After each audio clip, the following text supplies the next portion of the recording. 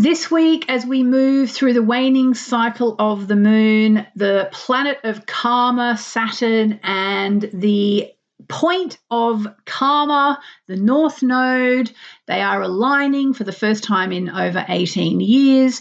When these two meet, it's really a call to align the past and the lessons you've learned with your future mission in life. This is a karmic checkpoint, and it's what we're talking about in this week's podcast.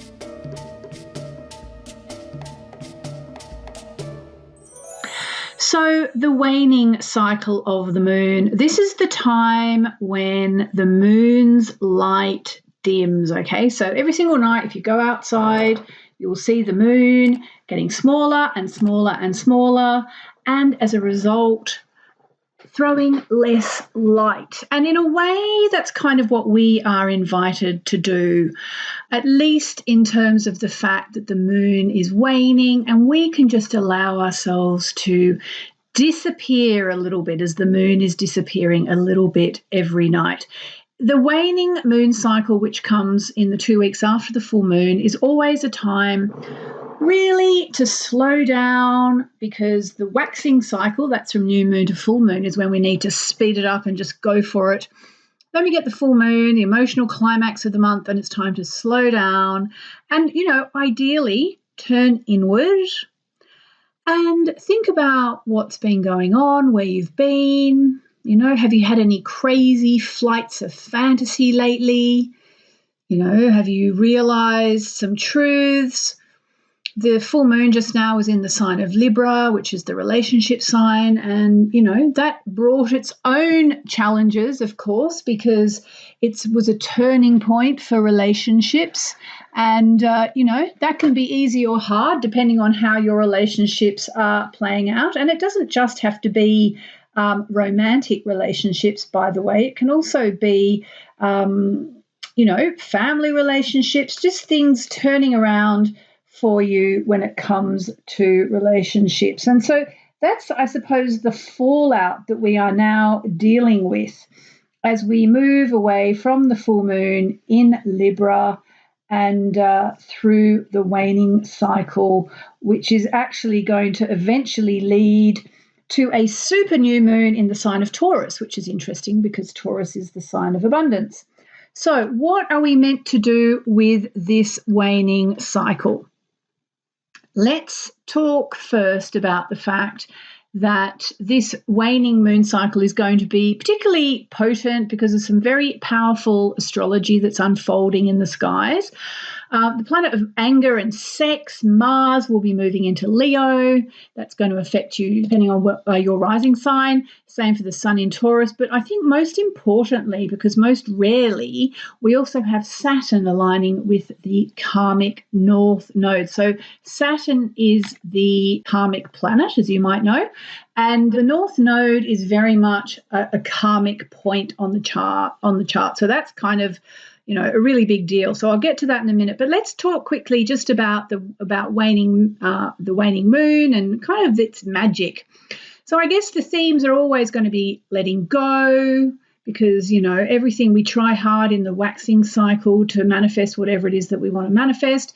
And then come the full moon, it's time to just release that to the divine and say, okay, that didn't work out. Doesn't seem to be going the way I want it to go. So I'm just going to surrender. And that's fine. I don't think there's anything wrong with that. I'm always reminded of a conversation I had many years ago now with a very good girlfriend of mine. I don't know if I should mention her, why not? Kirsten Carriol, who runs an amazing lip gloss company, very ethical, sustainable lip gloss company called Lana Lips. And she does a lot more than lip gloss these days, but it started out as lip gloss.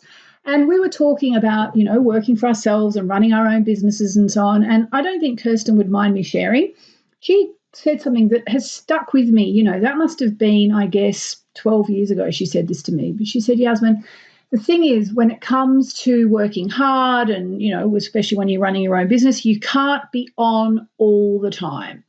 And I guess it really resonated with me because ultimately that really makes sense. And so in astrological terms, or rather in terms of moonology, the time to go for it is in the waxing cycle between new moon and full moon. But here we are now in the waning cycle. Each are two weeks long.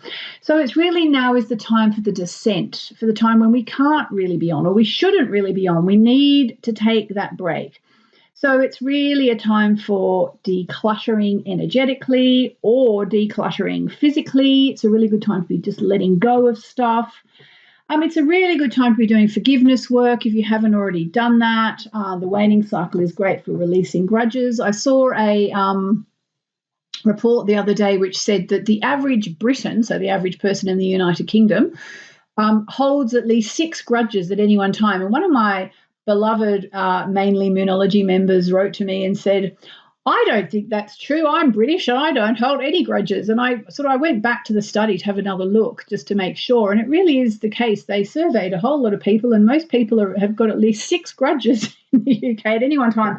I don't know if that's true for everyone. Obviously, it wasn't true for my lovely Mainly Moonology member. I like to think it's not true for me, but, who am I to argue with surveys that have been carried out by reputable people? In any case, if you are holding a grudge against anyone, if you can possibly release it, it will do you good. There is, you don't need to worry. This is not in dispute. There is so much evidence. I was going to say ample evidence. It's more than ample evidence. It's like just, tons of evidence that, in fact, forgiving people is good for our soul. And, of course, there are always going to be situations where you can't really forgive.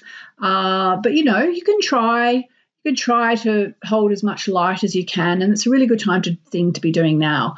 And also, really a good time as well to have a think about what the past couple of weeks or even the past month has stirred up for you, because we had the eclipses. We had the full moon eclipse in Virgo, and then we had the new moon eclipse in Aries. So have a think about what that has stirred up for you as well.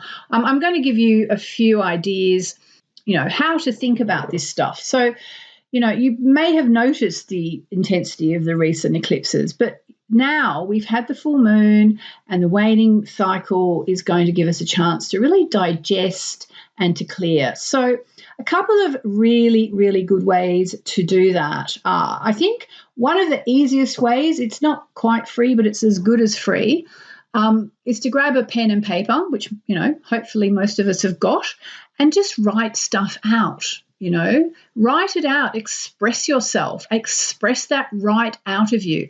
I know it's very tempting to write on your computer or your phone, but the truth is it will be better if you write it with pen and paper. Again, there are studies showing that people respond differently when they write something by hand to when they write it out, especially when it's something like, something like this, journaling, how you've been feeling, what's it stirred up for you, and what are you releasing?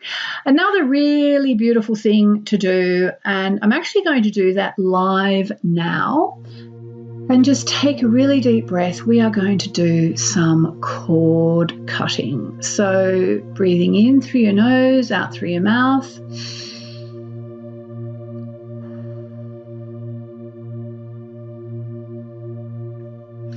Close your eyes if they're not already closed, and just breathe again in through your nose, out through your mouth.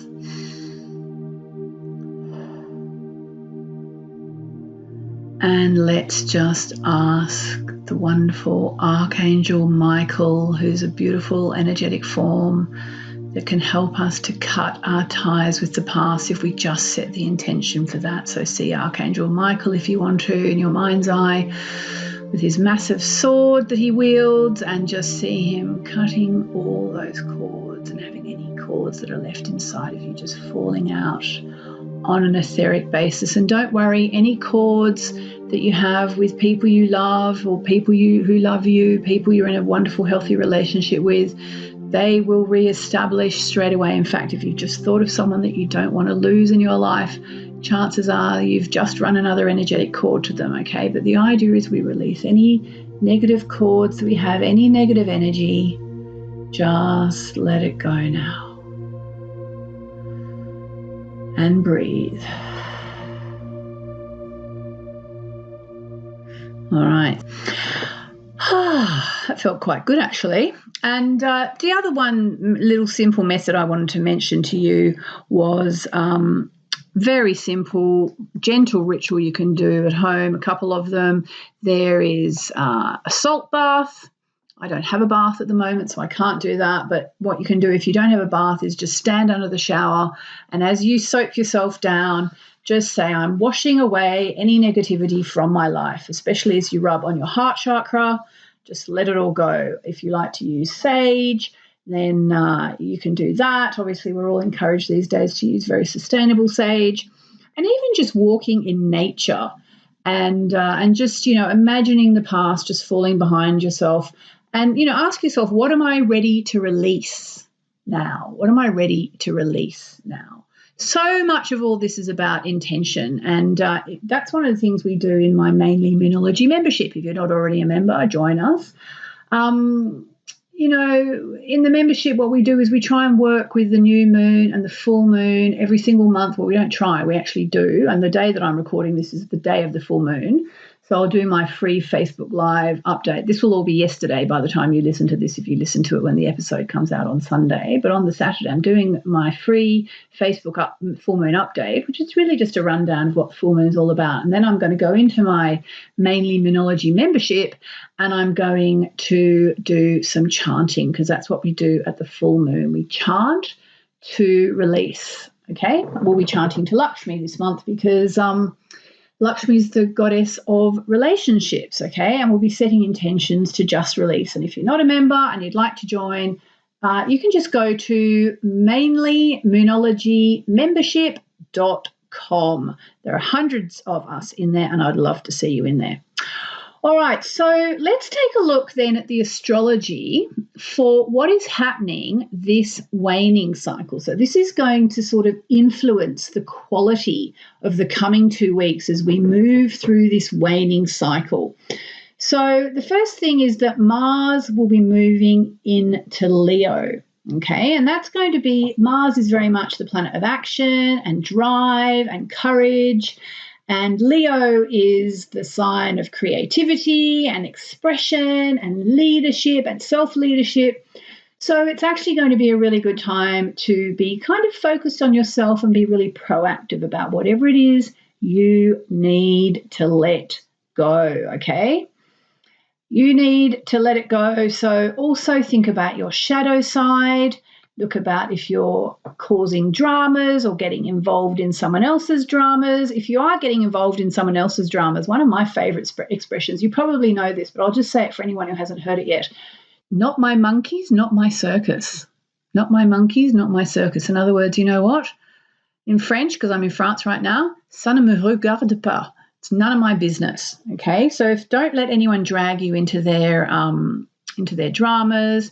Make sure your ego is not tripping you up, because Mars in Leo will bring things up like that. And, maybe your pride is stopping you from just letting go, okay? And a really good way to channel this Mars in Leo energy, this waning cycle, is to think about creative projects that you can get involved with, and also like even doing things like vision boards. Normally I wouldn't suggest that in the waning cycle, but Mars is such a powerful planet, and in Leo it really is about creativity. So if you know you've already left the past behind, do a vision board if you feel like it. Otherwise I'd say wait for the waxing cycle after the new moon in 2 weeks. Another sort of big thing, but not nearly as big as the third and final thing. The second thing is that the sun will be moving into Taurus. So that's a very grounding energy. It's going to slow the pace down and make it easier to do the waning moon work. And very good time to reconnect with your body, focus on sensuality, and release any upsets to do with sensuality, okay? Really, really good time to do with that. But the big thing that's happening is April 21, when Saturn will be conjunct the North Node. So this is really a rare, I think you could say really a rare spiritual portal, okay, because they are both very karmic planets.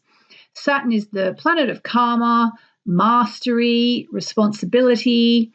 The North Node is about karma, destiny, your soul path, your future growth.